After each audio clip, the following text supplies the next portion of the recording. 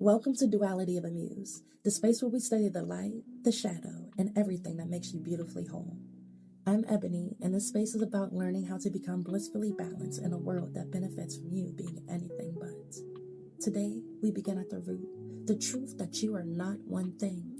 You are many things, and all of them deserve to be understood. So let's begin. You are both light and shadow, but the world will teach you to pick a side. Religion, culture, and society will try to convince you that one half of you is sacred and the other half is shameful. But I'm not a believer in half-truths, and I don't believe in one-dimensional living either, because life in its rawest form is duality. But what does that actually mean? See, we hear these words, light and shadow. But let me make it real for you. Light is your joy. It's your intelligence, your motivation, the part of you that wants to connect, create, and give. And your shadow, that's your irritation, your tiredness, your lack of motivation, the days you want to shut the world out. And most people think self-help means killing the shadow to become only the light. But that is a lie. You can be kind and carry rage. You can be spiritual and still battle your demons. You are not wrong for this. You are not broken for this. You are human. The problem is we're taught to perform, to hide our anger, to mask our insecurities, to pretend the shadow doesn't exist. We live in a world where the aesthetic is more important than the alignment, where we hollow ourselves out to fit an agenda that doesn't match our spirit. And what do you get when you silence half of who you are? You get imbalance, exhaustion. You live a life that feels like you're wearing a costume instead of your calling.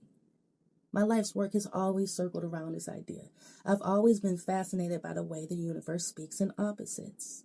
Day and night, growth and destruction, creation and collapse. I have learned that contrast is necessary. Darkness, it teaches you where your light is. Pain, it reveals the peace that you actually deserve. And because these lessons are deep, I just can't speak about them casually. My voice isn't just going to be another podcast host talking into a mic. This will be a poetic monologue, because poetry really is, I think, the only language can hold the weight of the human spirit. My voice is, I think, the marriage between healing and hurt, softness and survival, and that is everyone's life. And this is what this podcast is about. This isn't going to be about toxic positivity. This is going to be about pretending to be the best version of yourself by ignoring the parts of you that are hurting. This is going to be about choice. This is going to be about looking at your duality and saying, I feel the exhaustion in my bones, but I choose to nurture my energy. I feel the anger rising in my chest, but I choose peace. I acknowledge the darkness attempting to take root, but I align with my light. Healing doesn't require you to ignore your shadow. Healing, it actually requires you to integrate it, to let every emotion have a seat at the table, because anger, it has wisdom.